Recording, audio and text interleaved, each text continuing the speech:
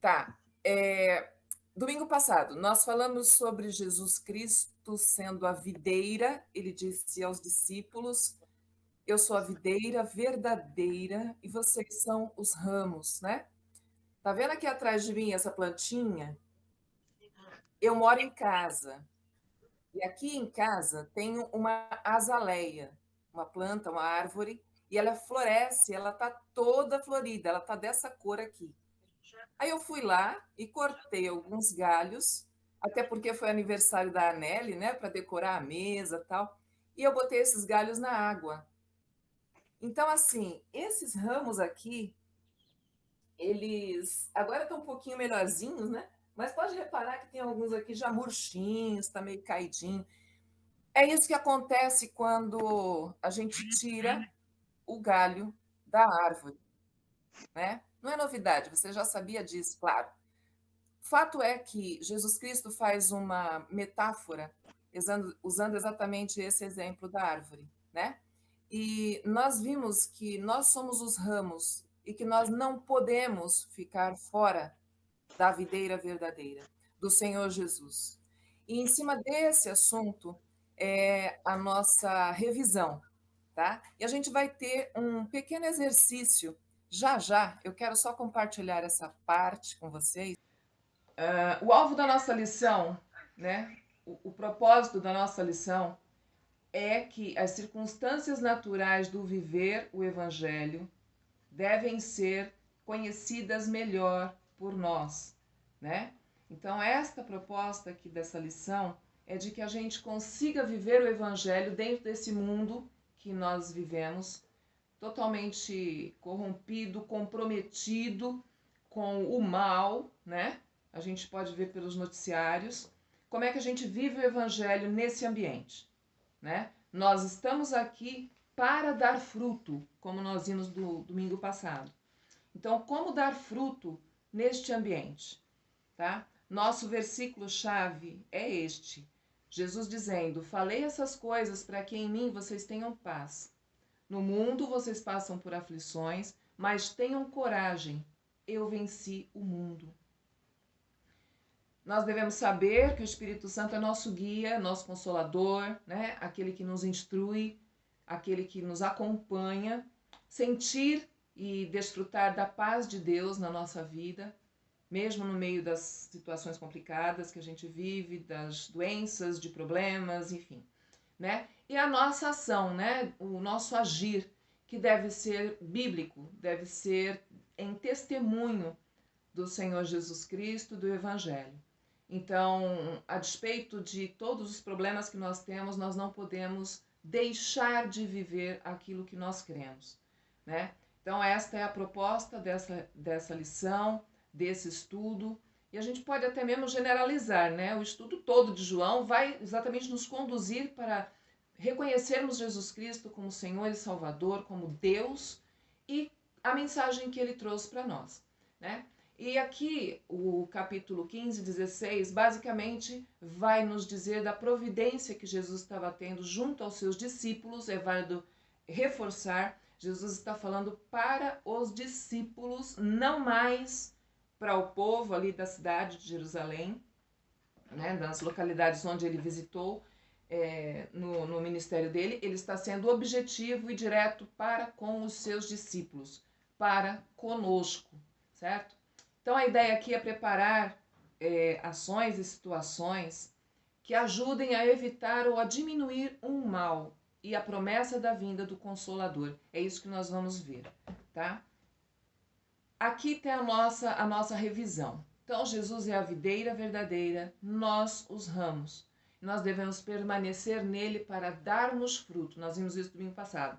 Aquele que está lá e não produz fruto, está na videira e não produz, então ele é cortado, ele é tirado.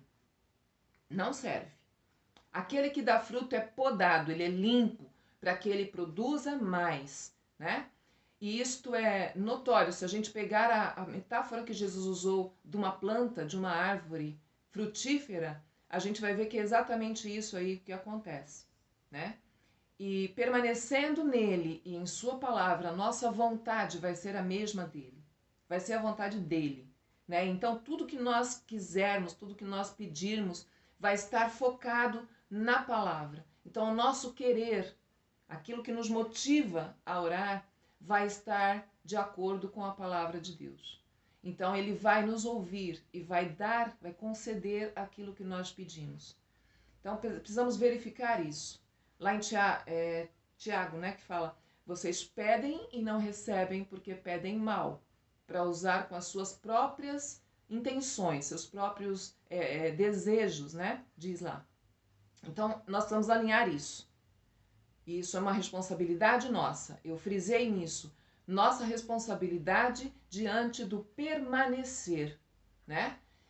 E o nosso fruto glorifica e mostra que somos seus discípulos. Aqui tem algum errinho aqui. Dar fruto glorifica a Deus e mostra que somos seus discípulos. Tá? Depois eu vou corrigir aqui. Ele nos escolheu para darmos fruto e fruto que permaneça. Não é alguma coisa assim passageira, acabou. Isso deve permanecer, ser constante em nós. Darmos fruto e permanecermos. E obedecer é a prova que amamos a Deus, né? Ele mandou nos amarmos-nos uns aos outros. Nossa classe, agora há pouco, estava nesse tempo de comunhão. E isso é uma demonstração de amor também, né? Que nós temos para com Deus e aí para com os irmãos. E amando um ao outro aqui na nossa classe e fora daqui, nas nossas ações, nas nossas possibilidades de socorrer o outro, seja esse socorro material, espiritual, emocional, né? Esse apoio que a gente tem condição de dar ao outro, isso é a demonstração de amar a Deus, certo? Tem um versículo na palavra de Deus que diz assim: se a gente não ama aquele que a gente vê, o irmão que a gente vê, como é que nós vamos garantir e dizer sem dúvida que amamos a Deus? Então nós estamos constantemente nesse impasse, vamos dizer, nesse desafio, né, de verificar a nossa vida. Como é que a gente realmente tem praticado, tem vivido isso. E, finalizando aqui, nós temos que viver assim. E vivendo assim, nós seremos odiados pelo mundo, porque isso anda na contramão do mundo. Então, Jesus Cristo foi odiado e ele nos avisa que nós também seremos, né? Então agora, gente, nós vamos ter uma atividade. É uma atividade simples, mas se alguém não tiver condição de fazer, não tem problema, tá? Então eu vou precisar de vocês agora atentos. Nós temos 5 minutos para essa atividade, somente. Defina em 3 palavras o que mais te marcou do que Jesus ensinou sobre ele ser a videira e nós os ramos. Vocês podem colocar no chat essas palavras, 3 palavras que você pode então definir o que mais te marcou com o estudo do domingo passado, do que Jesus ensinou sobre ele ser a videira e nós os ramos, tá? E eu vou seguir aqui para nós não perdermos o time. Bom, Jesus disse tudo isso àqueles discípulos, aos seus discípulos, né? E no versículo 26 e 27 do capítulo 15, né, Jesus vai falar sobre o envio do Espírito Santo. Então ele tinha avisado seus discípulos sobre a sua partida e ele tinha falado também no capítulo 14 sobre o Espírito Santo. E agora ele vem e reforça isso, né? E ele diz lá: quando vier o conselheiro que eu enviarei a vocês da parte do Pai, o Espírito da verdade que provém do Pai, ele testemunhará a meu respeito. E vocês também testemunharão, pois estão comigo desde o princípio. Então vejam, Jesus Cristo está comunicando aos seus discípulos a verdade e reforçando que de verdade o Espírito Santo virá. Ele diz aqui o conselheiro. Algumas versões traz como consolador também, né? Então, vai depender aí da versão que você está usando, você tem palavras diferentes, mas o sentido é o mesmo. o ajudador, o conselheiro, aquele que vai estar junto, aquele que vai estar nos acompanhando, nos protegendo, nos orientando, tá? Então, este é o Espírito Santo. E diz aqui, Jesus falando para eles, o Espírito da verdade que provém do Pai, e ele testemunhará a meu respeito. Ele dará testemunho a respeito de quem é o Senhor Jesus Cristo. Ou seja, ele vai afirmar tudo aquilo que Jesus mesmo disse de si, né? Aqui junto com os discípulos no seu tempo terreno, né? E também diz o seguinte, que eles, os discípulos, então nós, os seus discípulos hoje, os seus seguidores, né? Também testemunharemos, né? Sobre ele. E eles, aqueles discípulos, estavam com Jesus desde o começo. E eles então passariam a dar esse testemunho pela presença deste Consolador, deste Conselheiro. Então Jesus aqui mostra que o Espírito Santo é uma pessoa, né? Pessoa da Trindade, que vai estar conosco, que vai estar aqui, que estaria com eles, né? Naquela ocasião que ele falava, isso ainda não tinha acontecido, mas ele estaria com eles, e para ele vir era necessário que Jesus voltasse para o Pai. Então, toda uma promessa explicada aos discípulos para que eles não se sentissem sozinhos, abandonados, né? E o Espírito Santo vai ser uma testemunha da cruz. Ainda não tinha acontecido a crucificação, mas Jesus, quando diz lá que ele vai testemunhar a respeito dele, não é só daquilo que eles já haviam ouvido para serem afirmados novamente, né? Da certeza de quem é Jesus, de que ele é Deus, Filho de Deus e Salvador, o Messias que estava prometido, mas também do que iria acontecer a Jesus. Não só no âmbito físico, tá? Do ponto de vista assim, o sofrimento que Jesus teria na cruz, mas também da sua ressurreição. Os discípulos, na verdade, não vislumbravam ainda aquilo que aconteceria com Jesus, né? Mas ele aqui quer dizer exatamente isso. Eu vou mandar alguém, aquele que é o conselheiro, o consolador, o ajudador para estar com vocês. A instrução de Cristo, aí começamos o capítulo 16, que vai ser de nós não tropeçarmos. Ele vai dizer aos seus discípulos, eu lhes tenho dito tudo isso o quê? Tudo isso que nós vimos, tudo isso que eu sou a videira, vocês devem permanecer em mim, vocês devem dar frutos, vocês devem amar uns aos outros, vocês devem obedecer e guardar os meus mandamentos, e vocês também vão ser odiados pelo mundo. Então, tudo isso que Jesus falou e a promessa do Espírito Santo é o que ele reforça aqui no 1 do 16. Tendo dito tudo isso para que vocês não venham a tropeçar, que vocês não percam a coragem.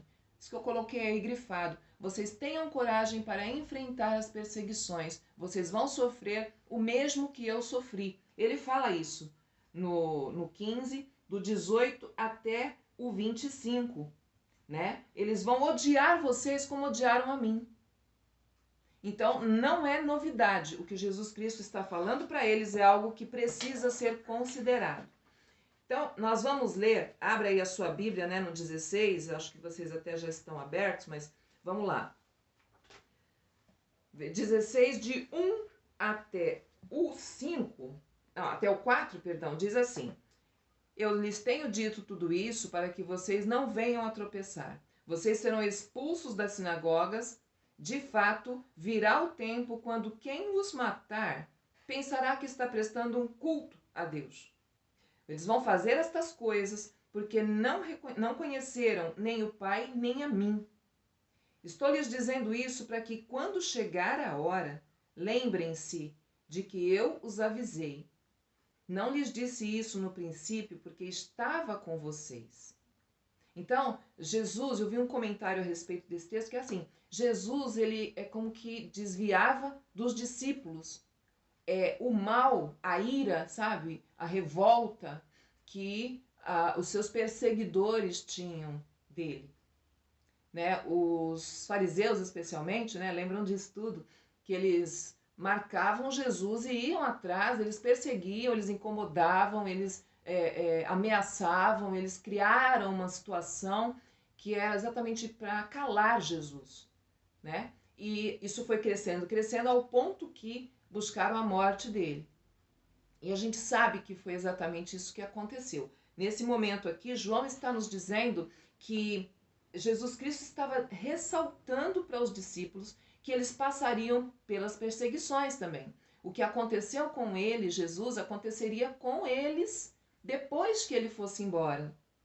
Então, enquanto ele estava aqui, Jesus meio que absorvia, sabe, as investidas dos seus opositores. Então, não chegava muito aos seus discípulos. Mas a gente sabe muito bem que houve um momento antes um pouquinho da crucificação e Jesus havia alertado Pedro sobre isso. Lembram disso, né? Jesus disse para ele: antes que o galo cante, você vai me negar.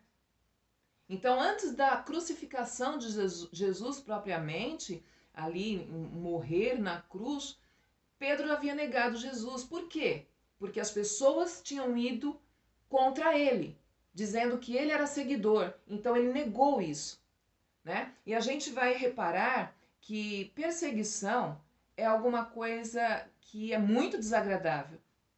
A tendência é de fugir, veja aí, é confronto, é inimizade, é desprezo, enfrentamento, ofensa. Nada disso é agradável, né? Então Jesus avisa a eles e a nós, por consequência, de que vamos sofrer isso daí. Vai chegar a hora. E na hora que essa hora chegar, que a gente não fique tremendo nas pernas. É isso que está querendo dizer. Que a gente se apegue e se afirme no que ele nos ensinou. E para não ficarmos sozinhos, Jesus Cristo diz: eu vou mandar o Consolador. Por isso é importante que eu vá. A gente vai ver isso no decorrer aqui da nossa lição. Então veja, do 5 ao 15, eu vou pedir, Bárbara, você está com o texto aberto? Agora que vou para aquele que me enviou, nenhum de vocês me pergunta: para onde vais? Porque falei essas coisas, o coração de vocês encheu-se de tristeza. Mas eu lhes afirmo que é para o bem de vocês que eu vou. Se eu não for, o conselheiro não virá para vocês, mas se eu for, eu o enviarei. Quando ele vier, convencerá o mundo do pecado, da justiça e do juízo. Do pecado, porque os homens não creem em mim, da justiça, porque vou para o Pai e vocês não me verão mais, e do juízo, porque o príncipe deste mundo já está condenado. Ok. Jesus Cristo avisou aos discípulos o que iria acontecer com eles e ele promete o Consolador, é esse texto que está aqui. Depois ele vem e diz o seguinte, do 5 até o 11, né? Vocês ficaram tristes por causa do que eu disse, mas vocês vão mudar essa tristeza por alegria. Ele diz: afirmo que vou para o bem de vocês. Veja que era necessário que Jesus Cristo passasse pelo que ele passou. E só ele poderia passar. E ele diz lá que ao mandar o Consolador, o Conselheiro, o Ajudador, o Espírito da Verdade, né? Este Espírito tem como obra, como função, sua tarefa aqui é convencer o mundo. E eu quero muito que vocês prestem super atenção aqui nessa parte, tá? Porque é uma parte muitíssimo importante. O Espírito Santo vai convencer o mundo, vai convencer aquele que não crê em Jesus, né? E convencer do quê? Do pecado, da justiça e do juízo, é o que esse texto diz. Jesus Cristo fala ali do pecado, porque eles não creem em mim, né? E isto é uma das coisas que nós vimos muito bem durante os capítulos 1 até o 12, até o 11, né? Nós vimos muito isso, como as pessoas eram completamente cegas, não é? Daquilo que Jesus estava ensinando. E Jesus falava, Jesus explicava, Jesus fazia sinais e as pessoas não entendiam. Então, o que o Espírito Santo faz no mundo, gente? Ele apresenta, ele revela, ele expõe o pecado do mundo. E o maior pecado do mundo é recusar crer em Cristo. recusar a revelação do Pai ao mundo. O amor do Pai ao mundo. Ele foi revelado em Jesus. E quem recusa Jesus, recusa esta ação de Deus, essa iniciativa de Deus de resgate, de amor, de demonstração de graça, né? E graça é o quê? Aquilo que eu não mereço, mas eu recebo porque alguém me amou e quis me dar, né? E este que amou e quis dar é o Pai. Então ele declarará o mundo culpado deste pecado. O mundo é indesculpável diante de Deus, porque o que ele faz é completamente oposto ao que o Senhor Jesus Cristo ensinou aqui. Parece que há exatamente um desejo de ir contra, né? E esta posição de oposição a Deus, isso daí é o que será denunciado, será declarado pelo Espírito Santo. É declarado, né? Então, quando uma pessoa é atraída para Jesus Cristo, nós vimos também em João, capítulo 6, fala a respeito disso, tá? Não virá a Jesus Cristo outro senão aquele que é atraído pelo Pai. Então, há pessoas, sim, que a gente não sabe quem é, que serão atraídas. Essas pessoas serão atraídas para o Senhor Jesus Cristo. E este processo de reconhecimento da pessoa do Senhor Jesus é obra do Espírito Santo. Não é porque alguém explicou muito bem, não é porque a pessoa que ouviu é boa, não. Em nós não há nada que faça com que a gente se aproxime de Deus. Portanto, a obra do Espírito Santo, que Jesus Cristo está dizendo aos seus discípulos aqui que ele iria mandar, esta pessoa que ele vai mandar, este ajudador, conselheiro, né, este que vai nos dar o consolo, ele nos traz a compreensão de quem é Cristo. Agora, quem ouve e não crê, esta pessoa é condenada exatamente porque não creu naquilo que o Senhor Deus preparou para resgate dela própria. Então, gente, isso é muito sério.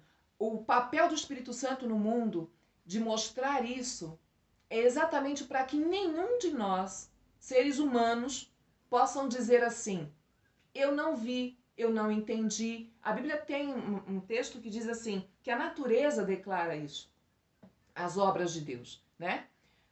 Outra coisa que o Espírito Santo vai fazer é mostrar a justiça, né? Jesus Cristo fala aqui, convencerá o mundo da justiça, né? Porque ele vai para o Pai e vocês não me verão mais. Então o mundo é culpado de sua justiça vazia. E esse texto aqui, culpado da sua, essa frase, né? Culpado de sua justiça vazia, a gente volta agora a lembrar de como que eles agiram com Jesus. Lembra que Jesus disse assim, olha, é importante que vocês julguem corretamente, não pela aparência, mas sejam justos no julgamento de vocês. Eles faziam o quê? Eles olhavam o ato sem olhar o mérito, né? Sem olhar o que significava aquilo.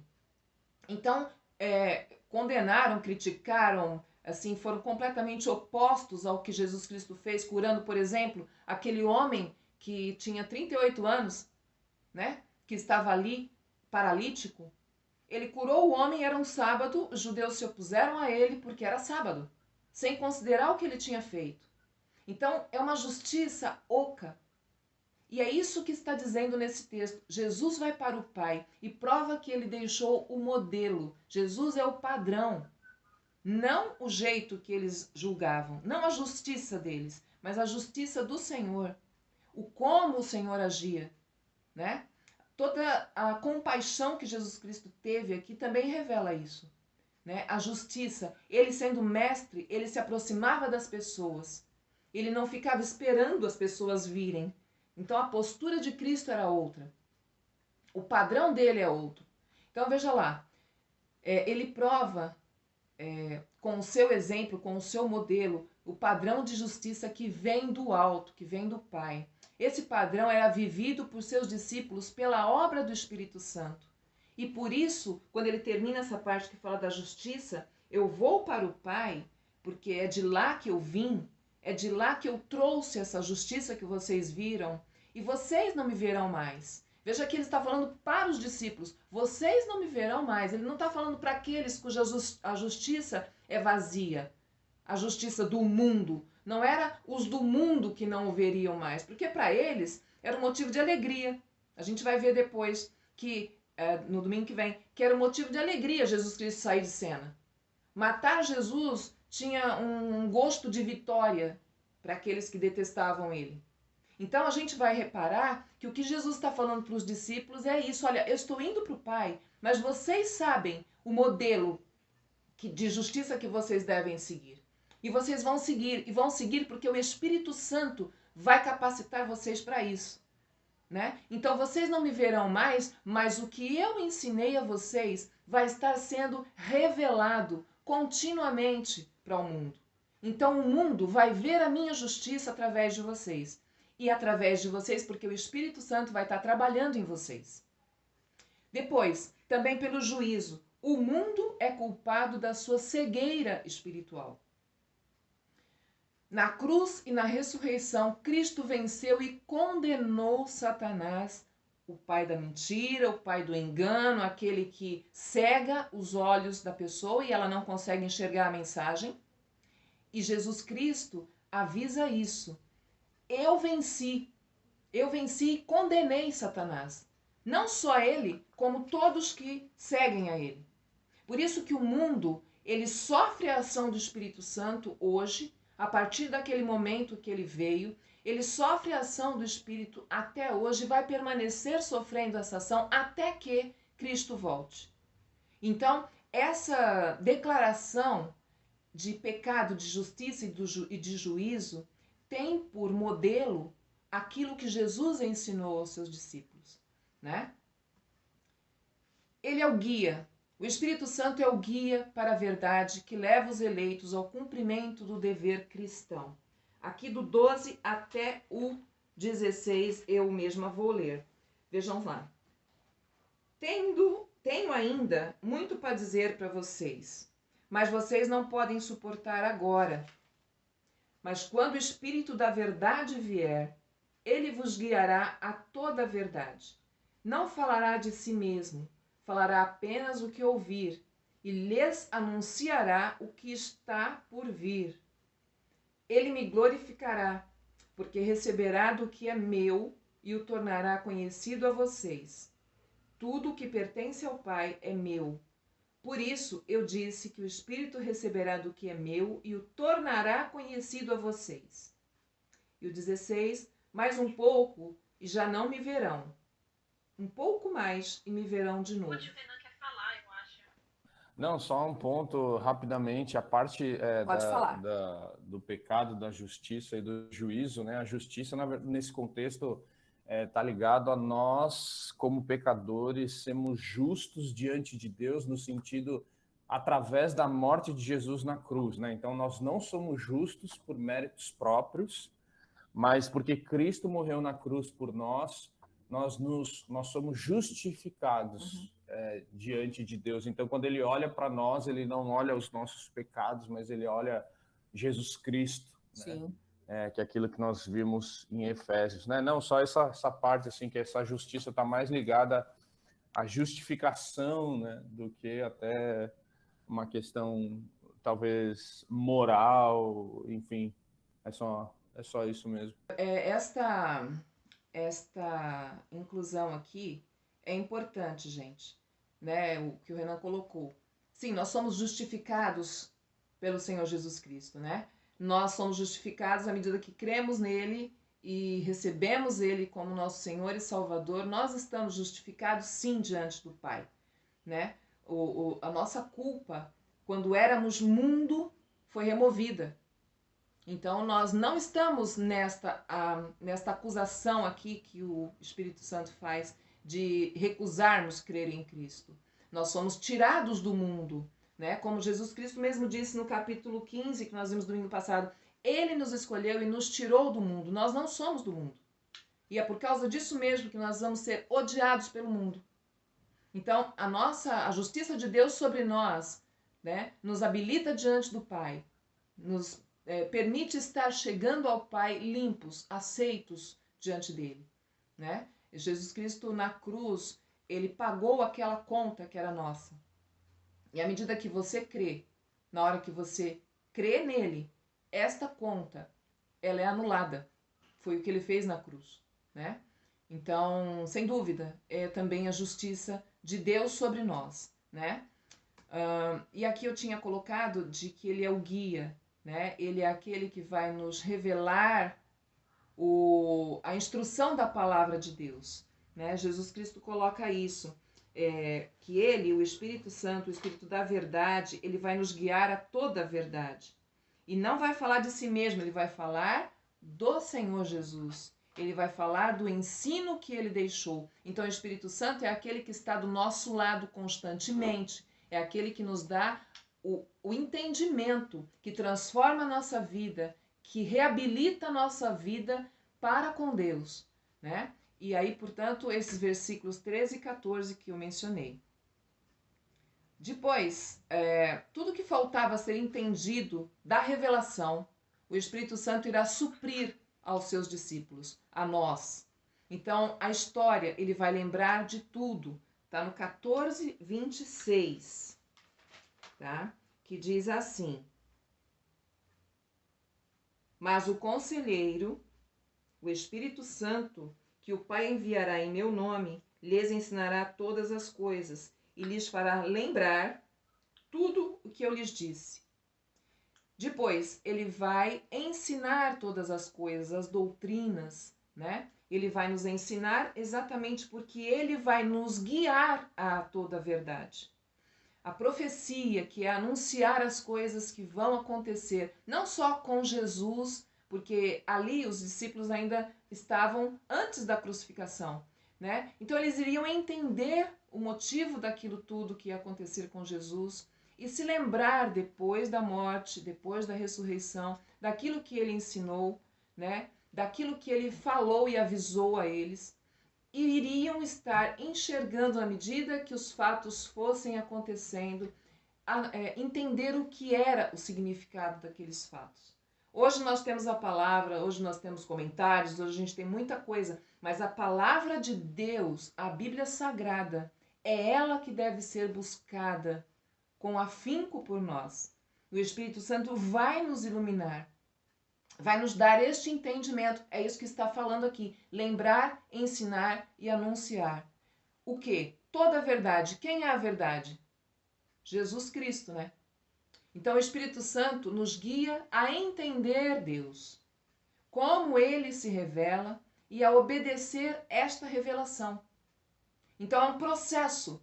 O Espírito Santo está conosco, nos auxiliando nisso. E a gente vê aqui no versículo 14 e 15, né, que ele diz lá: ele me glorificará, porque receberá do que é meu e tornará conhecido a vocês. Tudo que pertence ao Pai é meu. Por isso eu disse que o Espírito receberá do que é meu e o tornará conhecido a vocês. Então não é competência humana. Os humanos que creem em Cristo e que anunciam a palavra dele são instrumentos, são canais, são pessoas que o Espírito Santo capacita.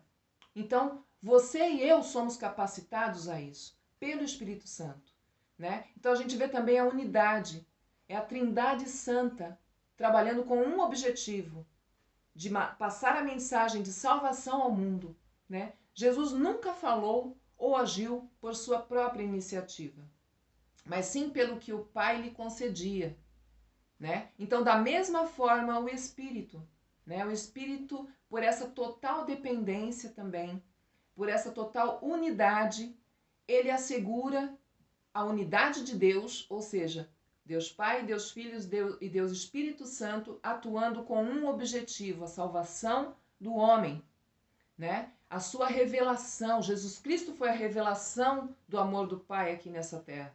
A palavra de Deus, a Bíblia Sagrada, é a revelação do Pai para nós, né?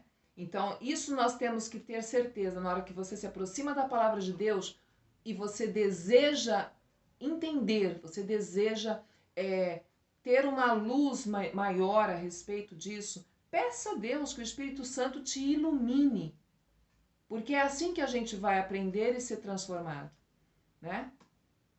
Aqui nós teríamos uma outra atividade, mas, gente, não vai dar tempo. Eu quero só que vocês pensem o seguinte. De acordo com o versículo 8 a 11, que é quando fala do Espírito Santo convencer do pecado, da justiça e do juízo, o que não seria a obra do Espírito Santo? E eu estou fazendo esse destaque aqui porque o Pai, o Filho e o Espírito Santo, eles, embora estejam juntos nas intenções e tudo isso, eles têm as suas funções, né? Disso tudo, qual é a obra que não é a obra do Espírito Santo dentro da salvação? É exatamente o salvar, né, a pessoa. Eu vou interromper aqui a minha transmissão e vou olhar para vocês. Espera só um pouquinho. Pronto. Pronto? O Espírito Santo tem a função de nos guiar, certo? De nos orientar, de nos instruir, de nos consolar nas horas que nós estamos em aflição, na hora que nós estamos com dúvidas, quando nós estamos em sofrimento. Não foi à toa que Jesus Cristo disse aos discípulos, né? Vocês vão passar por perseguições, a mesma coisa que eu vivi, vocês vão viver. Enquanto eu estava aqui, era comigo. Agora que eu não vou estar, eu vou para o Pai, vai ser com vocês. Só que eu não vou deixar vocês sozinhos. Eu não vou deixar vocês órfãos, abandonados. Eu vou mandar o Consolador e ele vai fazer esta defesa, ele vai estar instruindo, ele vai consolar vocês no meio dessas perseguições, ele vai ajudar vocês. Então, gente, a nossa vida hoje, o dia a dia da gente, as oposições que a gente tem, nós não estamos sozinhos. E na hora que a gente se aproxima da palavra de Deus, nós também não estamos sozinhos, tá? É importante que a gente perceba isso, refresque isso na nossa mente, para que a gente tenha claro de que nós somos chamados a termos coragem, né, de viver o Evangelho na sua totalidade.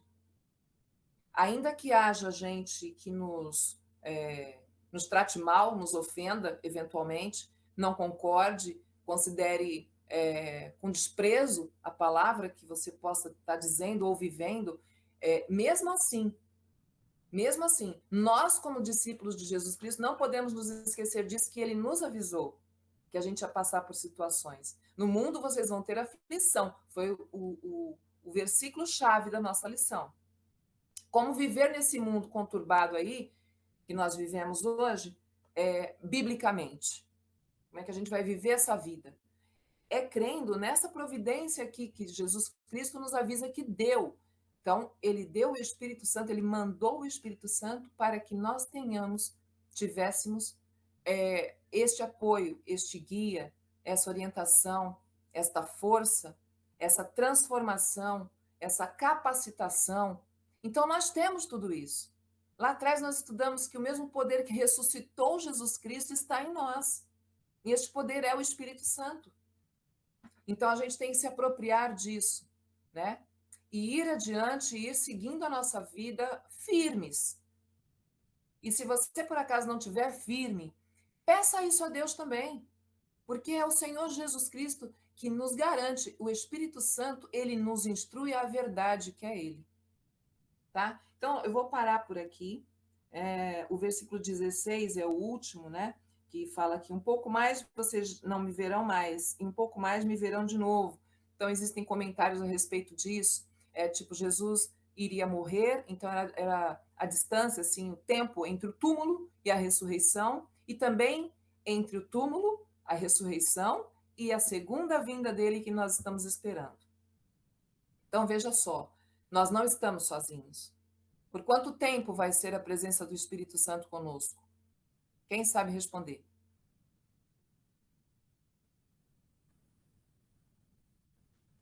Até o final dos séculos. Exatamente. Até o final dos séculos. Eu estarei com vocês até o final dos tempos. Está lá em Mateus 28, 20. Então, gente, não estamos sozinhos. Nunca estaremos sozinhos. Então, a força que nós precisamos, para viver a vida de Cristo aqui nesse mundo vem do Espírito Santo para nós.